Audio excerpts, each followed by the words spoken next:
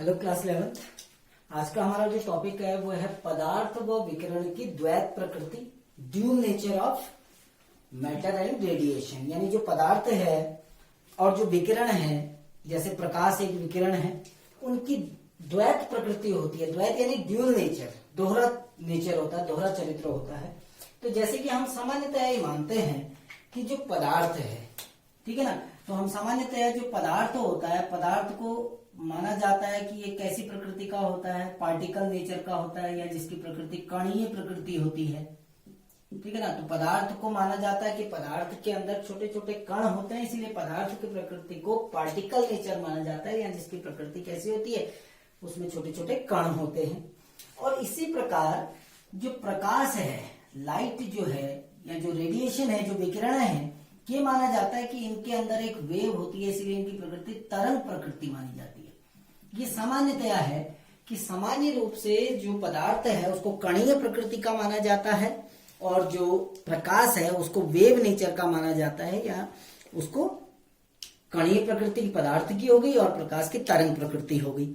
लेकिन जब detail study की गई, विस्तृत रूप से अध्ययन किया गया, तो ये माना गया कि पदार्थ और जो प्रकाश है, इन दोनों के अंदर द्वैत प्रकृति होती है, या द्विक प्रवृत्ति होती है। द्विक यानी डबल नेचर, यानी पदार्थ के अंदर ये दोनों प्रकृतियां विद्यमान होती है। यानी पदार्थ आपके कैसा होता है, उसमें पार्टिकल नेचर भी होता है, वेव नेचर भी होता है, और इसी प्रकार प्रकाश के अंदर भी तरंग प्रकृति भी होती है और कणीय प्रकृति भी होती है। यानी जो प्रकाश और जो पदार्थ हैं, ये दोनों के अंदर द्विक प्रवृत्ति होती है, अर्थात ये कण और तरंग दोनों की भांति व्यवहार कर सकते हैं, ठीक है ना। तो हम एक एक करके दोनों के बारे में बात करेंगे।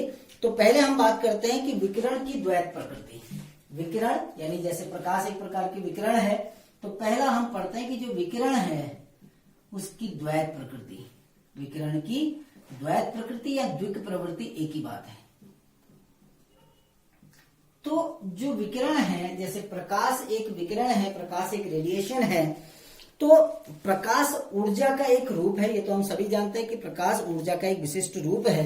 और ये माना गया कि जो प्रकाश है ये दोनों प्रकार का व्यवहार प्रदर्शित करता है। यानी इसमें इसकी जो प्रकृति होती है कणीय प्रकृति भी होती है, और इसी प्रकाश में इसमें क्या होता है, वेव नेचर भी होता है, या तरंग प्रकृति भी होती है।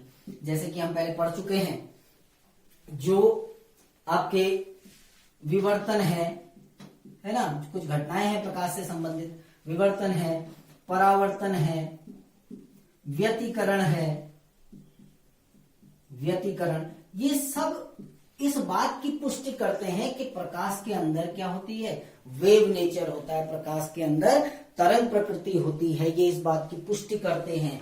और जबकि दो प्रमुख गुण जो हमने पढ़े थे प्रकाश के, वो था आपका ब्लैक बॉडी रेडिएशन और फोटो इलेक्ट्रिक इफेक्ट पढ़े थे ना, दो गुण हमने प्रमुख पढ़े थे। तो जो ब्लैक बॉडी रेडिएशन है, जिसको हम कृष्णिका विकिरण कहते हैं, कृष्णिका विकिरण, और दूसरा हमारा था प्रकाश वैद्युत प्रभाव। तो ये जो गुण है, प्रकाश वैद्युत प्रभाव है या कृष्णिका विकिरण है, ये दोनों प्रकाश की कणीय प्रकृति की व्याख्या करते हैं। यानी इनसे सिद्ध होता है जो विवर्तन है, परावर्तन है, व्यतिकरण है, ये प्रदर्शित करते हैं कि प्रकाश के अंदर तरंग प्रकृति पाई जाती है। जबकि कृष्णिका विकिरण, ब्लैक बॉडी रेडिएशन हमने पढ़ा, फोटो इलेक्ट्रिक इफेक्ट हमने पढ़ा, ये दोनों ये शो करते हैं कि प्रकाश के अंदर कणीय प्रकृति भी होती है। तो प्रकाश ऊर्जा का एक ऐसा रूप है, एक ऐसा विशिष्ट रूप है जिसमें कणीय प्रकृति के साथ साथ तरंग प्रकृति भी पाई जाती है। 1905 में आइंस्टाइन ने बल्कि ये सुझाव दिया था, 1905 में आइंस्टाइन ने एक सुझाव दिया कि जो प्रकाश है उसमें दोहरा चरित्र पाया जाता है, ड्यूल नेचर होता है, तरंग की भांति व्यवहार भी करता है और कण की भांति व्यवहार भी करता है। इसी प्रकार प्लैंक ने कहा था कि प्रकाश से जो ऊर्जा आती है वो छोटे छोटे बंडल्स के रूप में आती है, जिन बंडल्स को हम क्वांटा कहते हैं, पढ़ा था ना। और प्रत्येक क्वांटा की जो ऊर्जा होती है वो h न्यू के बराबर होती है, तो ये जो प्लांक का कॉन्सेप्ट था या जो आइंस्टाइन के कॉन्सेप्ट थे, ये सब यही प्रदर्शित करते हैं कि प्रकाश के अंदर द्वैत प्रकृति होती है, कण की भांति और तरंग की भांति, है ना। और इसी प्रकार आइंस्टाइन ने प्रूव भी किया था कि हम किस प्रकार से द्रव्यमान को ऊर्जा में परिवर्तित कर सकते हैं, E बराबर mc²। ये आपका फॉर्मूला दिया था ना, तो उन्होंने कहा था कि मास को किस प्रकार हम एनर्जी में कन्वर्ट कर सकते हैं। हालांकि ये सब कुछ जैसे कृष्ण का विकिरण है, प्रकाश वैद्युत प्रभाव है, ये प्रकाश की कणी प्रकृति को शो करता है। विवर्तन, परावर्तन, व्यतिकरण, ये जो घटनाएं हैं ये उस प्रकाश की तरंग प्रकृति को प्रदर्शित करते हैं। तो कहने का तात्पर्य यह है कि जो विकिरण या जो प्रकाश है उसमें द्वैत जो आपका प्रकृति पाई जाती है, पार्टिकल नेचर और वेव नेचर। जिस प्रकार प्रकाश में द्वैत प्रकृति पाई जाती है, वैसे ही पदार्थ की भी द्वैत प्रकृति होती है या द्विक प्रकृति होती है, पदार्थ की द्विक प्रकृति। तो पदार्थ की जो ड्यूल नेचर है उसको बताने के लिए एक फ्रांसीसी वैज्ञानिक थे जिनका नाम था लुइस डी ब्रोगली, या इसको हम डी ब्रोगली समीकरण भी नाम देते हैं, डी ब्रोगली समीकरण, क्योंकि उनके द्वारा दी गई थी डी ब्रोगली समीकरण। तो एक फ्रांस के साइंटिस्ट थे लुइस डी ब्रोगली, जिन्होंने 1924 में 1924 में लुइस डी ब्रोगली उन्होंने ये एक समीकरण प्रस्तुत की। प्लांक का जो सिद्धांत था और जो आइंस्टाइन की जो उसका फॉर्मूला है E बराबर mc², उन दोनों को मिलाकर उन्होंने एक अपनी समीकरण प्रस्तुत की पदार्थ की द्वैत प्रकृति को समझाने के लिए, जिसको हम डी ब्रोगली समीकरण कहते हैं, ठीक है ना। तो डी ब्रोगली ने ये सुझाव दिया 1924 में कि पदार्थ की प्रकृति जो है वो भी प्रकाश की भांति द्विक प्रकृति होती है। जिस प्रकार प्रकाश में कण और तरंग दोनों के गुण पाए जाते हैं, उसी प्रकार पदार्थ के अंदर भी कण और तरंग दोनों के गुण पाए जाते हैं, लेकिन हर प्रकार के पदार्थ में नहीं। कुछ अति सूक्ष्म जो पदार्थ होते हैं या जो स्थूल कण है, ठीक है ना, किसी पदार्थ अति सूक्ष्म कण या कोई स्थूल कण जो होते हैं उनमें कण और तरंग दोनों के भांति गुण पाए जाते हैं, ठीक है ना। और इसी के लिए उन्होंने डी ब्रोगली समीकरण दी। अब हम बात करेंगे कि डी ब्रोगली समीकरण क्या थी, किस प्रकार डी ब्रोगली समीकरण की व्युत्पत्ति हुई। तो डी ब्रोगली ने किया क्या, सिंपली जो प्लांक का क्वांटम सिद्धांत था उसके प्लांक के क्वांटम सिद्धांत के अनुसार और आइंस्टीन का जो एनर्जी मास एनर्जी रिलेशनशिप का जो डेरिवेशन आया, उन दोनों को मिक्स करके एक नई समीकरण प्रस्तुत की, जिसको हम डी ब्रोगली समीकरण कहते हैं। गौर से देखिएगा, एग्जाम में पूछा जाता है बहुत बार, ठीक। तो सबसे पहले हम प्लांक के अनुसार आते हैं। प्लांक के अनुसार प्लांक ने क्या कहा था कि यदि किसी फोटोन की आवृत्ति, ठीक है ना, प्लांक के अनुसार न्यू आवृत्ति के फोटोन की ऊर्जा, न्यू आवृत्ति के फोटोन की ऊर्जा, अगर किसी फोटोन की आवृत्ति न्यू है तो उसकी ऊर्जा को कैसे निकालेंगे हम। न्यू आवृत्ति का कोई फोटोन प्रकाश से आ रहा है, ठीक है ना, उसकी एनर्जी को हम कैसे निकालेंगे। तो उसके लिए उन्होंने एक फॉर्मूला दिया था जो आप पढ़ चुके हैं, E बराबर एच न्यू। एच यहां पर प्लांक कांस्टेंट है, ठीक। इसको हम इक्वेशन नंबर 1 मान लेते हैं। अब हम आइंस्टाइन के अनुसार आते हैं। आइंस्टाइन के अनुसार, अब आइंस्टाइन ने क्या दिया था, मास एनर्जी रिलेशनशिप दिया था। हमें पता है आइंस्टाइन के अनुसार जो उनका डेरिवेशन था वो था E बराबर mc²। दो इक्वेशन नंबर 2 मान लेते हैं। अब ये E बराबर एच न्यू है, ये E बराबर mc² है, तो दोनों ओर सेम है, तो हम इसको इस प्रकार भी लिख सकते हैं, एच न्यू बराबर mc² लिख सकते हैं ना, एच न्यू बराबर mc² लिख सकते हैं। अब हमको पता है, यहीं पर गौर से देखिएगा, क्योंकि न्यू बराबर होता है c/λ, हम पीछे पढ़ चुके हैं, आवृत्ति बराबर होता है c/λ, तो इस न्यू की वैल्यू यहां रख सकते हैं हम। जब न्यू की वैल्यू यहां रखेंगे तो क्या आएगा, देखो h into c/λ, h into c/λ is equal to mc², ठीक है ना यहां तक। अब हम mc² को इस तरीके से भी तो लिख सकते हैं, hc/λ is equal to mc into c, एक ही बात है। इस c को हम नीचे ले आते हैं, देखिए क्या हो जाएगा, hc/λ into c is equal to mc। c से c कैंसिल हो जाएगा। जब c से c कैंसिल होगा तो हमारा क्या बनेगा, देखिए मैं इधर उधर जा रहा हूं, समझ लेना कि कहां से शुरू कर रहा हूं। तो ये फॉर्म डेरिवेशन क्या आया आपका, h upon lambda is equal to mc, ये तो है। और हम लैम्डा की वैल्यू जब निकालेंगे तो लैम्डा इज इक्वल टू हो जाएगा h upon mc, lambda is equal to h upon mc। m क्या है यहाँ पर, द्रव्यमान है, c क्या है आपका, प्रकाश का वेग है, और लैम्डा क्या है, इस लैम्डा को हम डी ब्रोगली वेवलेंथ कहते हैं, डी ब्रोगली तरंगदैर्घ्य, ठीक है ना। लैम्डा जो होता है इसको हम बोलते हैं डी ब्रोगली तरंगदैर्घ्य, डी ब्रोगली तरंगदैर्घ्य। तो हालांकि ये जो डेरिवेशन आया, तीसरा जो समीकरण हमारी आई, ये तीसरी समीकरण फोटोन के लिए लागू की गई, फोटोन, ठीक है ना, यानी प्रकाश के संदर्भ में दी। लेकिन डी ब्रोगली ने प्रूफ किया कि इस समीकरण को हम किसी पदार्थ के कणों पर भी लागू कर सकते हैं। ये जो इक्वेशन आई, ये इक्वेशन हालांकि हमने प्लांक के समीकरण जो कि फोटोन के लिए थी उसके अनुसार ली, और आइंस्टाइन की जो मास एनर्जी रिलेशनशिप था, इन दोनों को मिला के निकाली है। तो डी ब्रोगली ने कहा कि ये समीकरण वास्तविक तौर पे एक फोटोन की जो वेवलेंथ है, उसकी जो तरंगदैर्घ्य है, उसको ज्ञात करने के लिए है।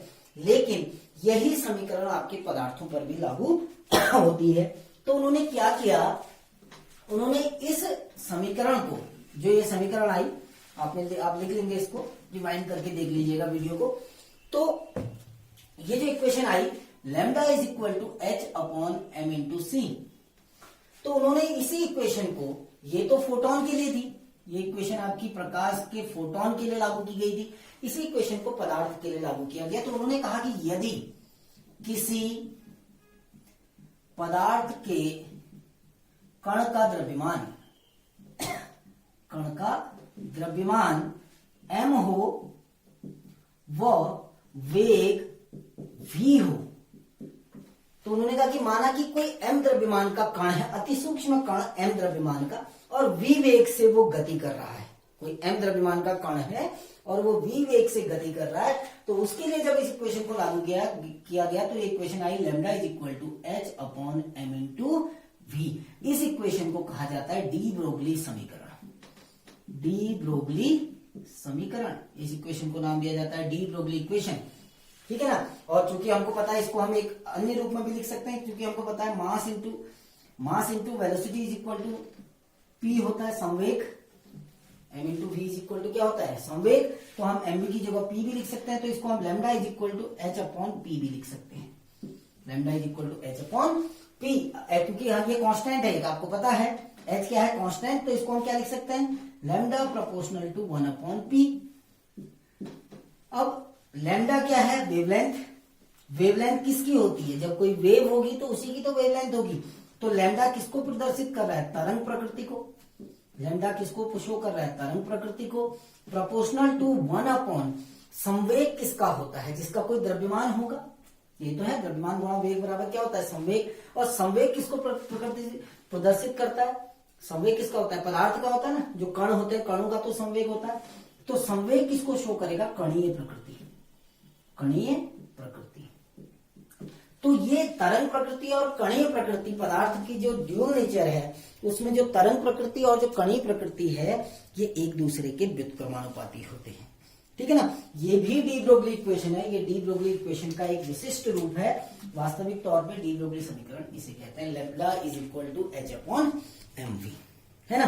तो डी ब्रोगली ने ये जो समीकरण दी, ये पदार्थ की कण और तरंग प्रकृति के मध्य एक संबंध स्थापित करती है। वो मैंने सामने लिख दिया कि तरंग प्रकृति प्रोपोर्शनल टू 1 अपॉन कणीय प्रकृति। तो ये जो इक्वेशन आई है, ये किसी पदार्थ की तरंग प्रकृति और उसकी कणीय प्रकृति के बीच में एक रिलेशन बताती है। क्या बताती है कि द्रव्यमान तथा वेग युक्त प्रत्येक कण की एक निश्चित तरंगदैर्घ्य होती है। द्रव्यमान और वेग युक्त किसी कण की एक निश्चित तरंगदैर्घ्य होती है, और ये जो संवेग है और जो वेवलेंथ है, जो तरंगदैर्घ्य है, ये एक दूसरे के व्युत्क्रमानुपाती होती है। तो किसी गतिशील पदार्थ के कणों से संबद्ध अगर कोई अति सूक्ष्म कण गति कर रहा है, तो गति करते समय जो भी वेव निकलेगी, जिस वेव के फॉर्म में वो गति कर रहा है, उसको डी ब्रोगली तरंग कहते हैं। यानी किसी गतिशील पदार्थ से संबंधित जो वेव होगी, जो तरंग होगी, उसको डी ब्रोगली तरंगें कहते हैं। ठीक है ना, जैसे वैद्युत चुंबकीय विकिरण की तरंगें होती हैं, उससे थोड़ा अलग होती हैं ये। इन तरंगों को हम डी ब्रोगली तरंग कहते हैं, जो कि किससे संबंधित होती हैं कि अगर कोई अति सूक्ष्म कण है जो गतिशील है, तो उस गतिशील पदार्थ के कणों से संबद्ध जो भी तरंगें होती है उनको पदार्थ तरंगें या डी ब्रोगली तरंगें नाम देते हैं। ठीक है ना, ये विद्युत चुंबकीय तरंगों से थोड़ा सा भिन्न होती है। तो हमने क्या देखा कि जो कण है, किसी कण से संबद्ध जो डी ब्रोगली तरंगदैर्ध्य है, वो कण के द्रव्यमान के व्युत्क्रमानुपाती होती है। ये आपने यहां से देखा, lambda is equal to H upon M V, है ना।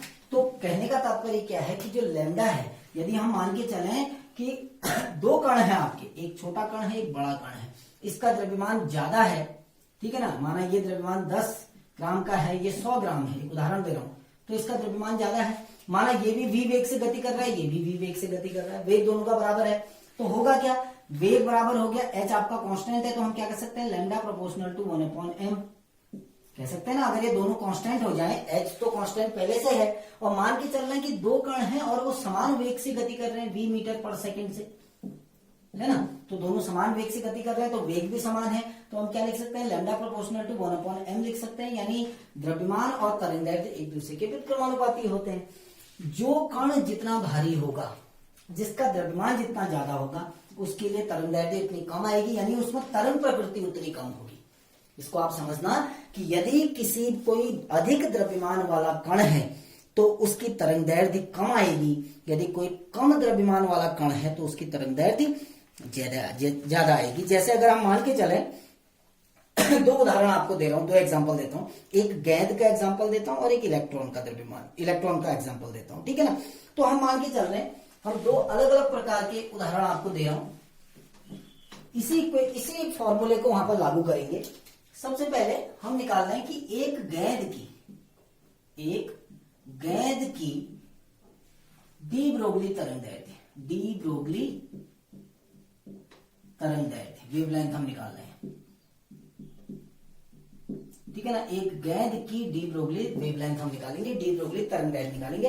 तो इसके लिए हम मान के चलते हैं कि हमारे पास एक गेंद है जिसका जो द्रव्यमान है, मास है, वो है 0.15 किलोग्राम। यह हम मान के चल रहे हैं कि हमारे पास एक गेंद है, उस गेंद का जो द्रव्यमान है वो है 0.15 किलोग्राम, और ये गेंद 50 मीटर प्रति सेकंड के वेग से गति कर रही है, 50 मीटर प्रति सेकंड के वेग से गति कर रही है ना। अब हम इस गेंद के लिए डी ब्रोगली तरंगदैर्ध्य निकालते हैं, तो lambda is equal to H upon M V, ये तो होता है, वैल्यू रख लीजिए। देखिए लैम्डा इज इक्वल टू क्या हो जाएगा, एच का मान फिक्स होता है 6.626 into 10 to the power -34 joule second, ये इसकी इकाई हो गई, एच का मान लिख दिया, डिवाइडेड बाय एम आपको पता है मास कितना है 0.15 kg, इंटू वेग कितना है 50 मीटर पर सेकेंड, है ना। जब आप इसको कैलकुलेट करेंगे, पूरा इसको आप कैलकुलेट करेंगे तो ये वैल्यू आएगी 8.83 into 10 to the power -35, 8.83 into 10 to the power -35 metre, यानी जो लैम्डा का मान आया वो ये आया कितना, 8.83 गुणा 10 की घात ऋण 35 मीटर। अब 10 की घात ऋण 35 है, आप ये समझना, ये एक बहुत ही सूक्ष्म मान है। सूक्ष्म मान कैसे, अब 10 की घात ऋण 35 का मतलब समझ रहे हैं कि आप 8.83 डिवाइडेड बाय 1 के आगे 35 जीरो लगेंगे, ऐसे आपके 35 जीरो लगेंगे, उससे आप डिवाइड करोगे इसको, तो डिवाइड करोगे तो एक बहुत ही छोटी वैल्यू आएगी, एक बहुत ही सूक्ष्म मान आएगा जिसका मापन संभव नहीं होता है, ठीक है ना। ये जो वेवलेंथ आपकी निकली है 8.83 into 10 to the power -35 metre, ये इतनी छोटी वेवलेंथ है कि इसको आसानी से मापा नहीं जाता है, नहीं जा सकता है। तो ये निष्कर्ष निकलता है कि जो गेंद है, ठीक है ना, गेंद को हम एक वेव नहीं मान सकते, गेंद को हम एक तरंग नहीं माना जा सकता, क्योंकि उसकी तरंगदैर्ध्य का मापन संभव नहीं है। तो इस प्रकार जो गेंद के समान भारी कण हैं उनको हम उनके अंदर ये नहीं मानते कि उनके अंदर तरंग प्रकृति होती है। क्यों नहीं मानते?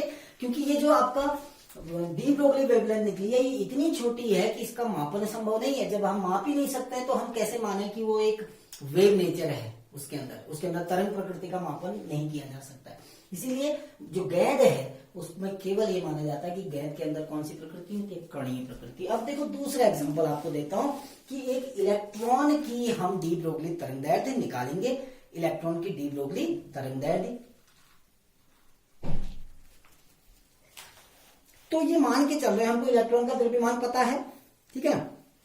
तो सबसे पहले हम यहीं पर लिख लेते हैं कि एक इलेक्ट्रॉन की डी ब्रोगली तरंगदैर्ध्य, एक इलेक्ट्रॉन की डी ब्रोगली तरंगदैर्ध्य, ठीक है ना। तो हमें पता है कि जो इलेक्ट्रॉन है वो एक बहुत ही सूक्ष्म कण है और इलेक्ट्रॉन का जो द्रव्यमान होता है वो हमें पता है 9.1 इंटू 10⁻³ kg। हमको इलेक्ट्रॉन का मास पता है कितना? 9.1 इंटू 10⁻³ kg, है ना। इलेक्ट्रॉन का द्रव्यमान तो हमको पता है। अब इलेक्ट्रॉन का जो वेग है, तो इलेक्ट्रॉन का जो लगभग वेग होता है वो होता है 2.19 इंटू 10⁻⁶। इलेक्ट्रॉन का वेग जो होता है वो अप्रोक्सीमेटली 2.19 इंटू 10⁻⁶, 2.19 इंटू 10⁻⁶ मीटर पर सेकेंड होता है। ये वेग हो गया, बिल्कुल। अब इलेक्ट्रॉन के लिए हम डी ब्रोगली तरंगदैर्ध्य निकालते हैं। देखिए lambda is equal to h upon mv।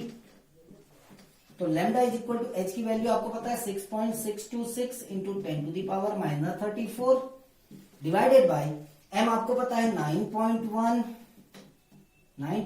Into 10⁻³ into v आपको पता है 2.19 इंटू 10⁻⁶।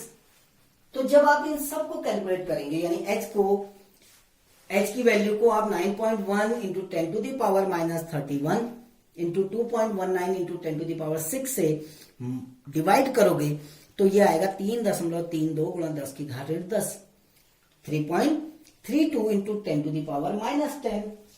ये वैल्यू आ गई 3.32 इंटू 10⁻⁻10 मीटर, है ना। अब ये मीटर में है, आप इसको एंगस्ट्रॉम में ले सकते हैं। एंगस्ट्रॉम में लेंगे तो कितना हो जाएगा? अगर इसको एंगस्ट्रॉम में लेते हैं तो आपका ये सीधे सीधे 3.32 एंगस्ट्रॉम हो जाएगा